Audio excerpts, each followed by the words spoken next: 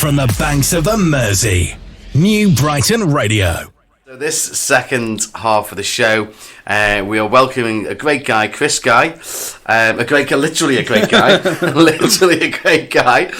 Chris Guy, originally from Wigan, now living in and loving New Brighton. Chris is just, he's leading the light now in, with youth football. So Chris has set up, we're going to talk about the whole journey and the story behind this, but Chris has set up New Brighton Victoria FC. Now, it's a youth grassroots football club, but there's a big difference here. So, where do you see, you see all the videos of YouTube, don't you? The parents go mad, kicking off on each other. They've got to win. They're saying to the kids, come on, you've got to win. New Brighton Victoria FC, it's a youth football club with a difference. It's trying to use football as a platform, not just about winning, and putting the pressure on the kids. We know kids are suffering with mental health and anxiety these days.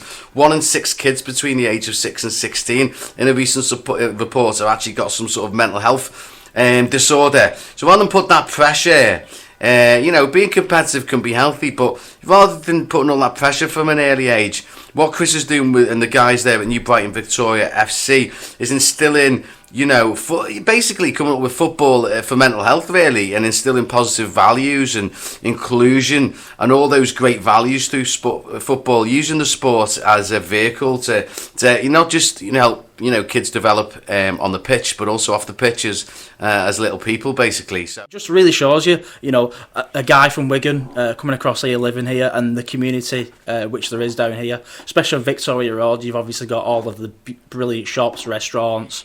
And the people are, honestly, compared to Wigan, they're quite nice. But yeah, it's It's a lovely story. I'm loving that, and it's so nice to see you enjoying the lovely seaside town we got here. And I've always said it's got a beautiful sense of community. There's a great sense of togetherness. The people are very real and down to earth. They'll do anything for you.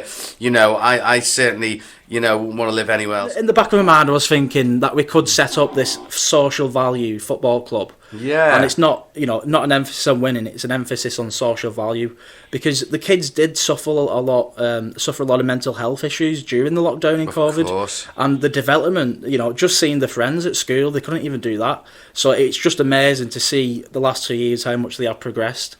And as people as well, the personalities, you've got some really shy people who started off, and now they're the most confident people that we know, and it's absolutely brilliant to see. And just to be part of that is just amazing.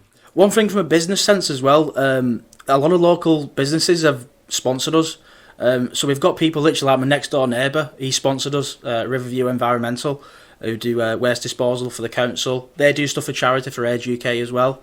And we've got all these kind of businesses around the Wirral who are going to sponsor us, and they'll have their logos shown. We'll advertise them, and hopefully we'll use La Vida as well to show some respect for the businesses. Well, yeah, football and sports in general is a very powerful tool.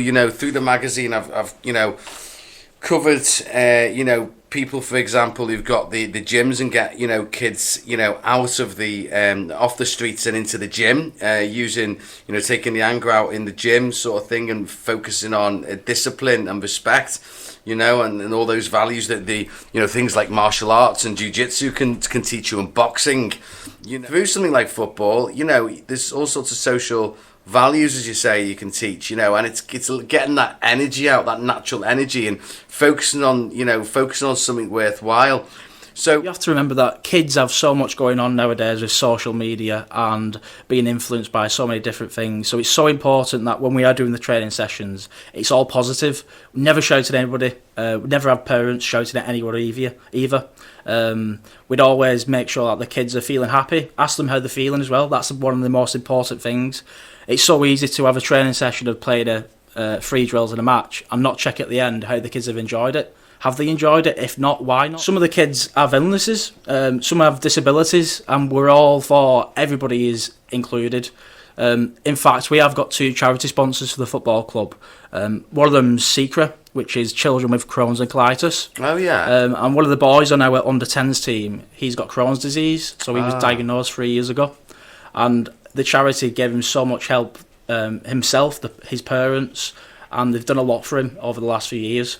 And that's one of the main reasons we took a vote on the charities. Yeah. And I've even had an ex-Premier League footballer message me last night on LinkedIn, which was a bit crazy. So I'm a Wigan fan, so there's a player called Stephen Corker who used to play for Wigan last season. He used to play for Liverpool back in the day, Tottenham Hotspur, so he was a Premier League footballer. And I saw a post on LinkedIn, he needed some shirts, football shirts for his business.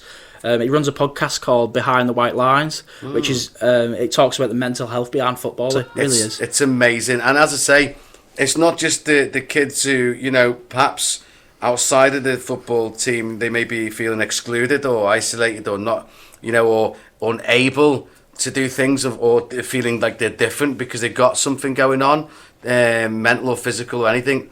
So it's not only the benefit for them, but it's also, isn't it, the benefit for the kids who are, being taught how to love and include them.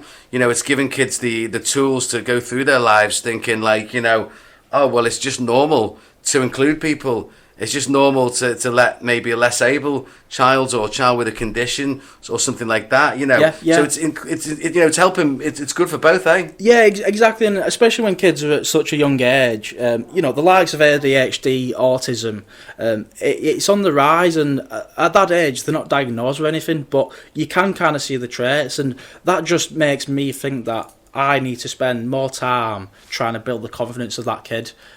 I think it's very groundbreaking what you're doing. It's brilliant. Thank you, Justin. Hopefully we can have football teams like that throughout the country, isn't it? Amazing. Do you know what? It's really inspiring what you're doing, and as I say, I think the world would be a much better place if your ethos and model was rolled out nationwide. Who knows? Hopefully that can be a thing.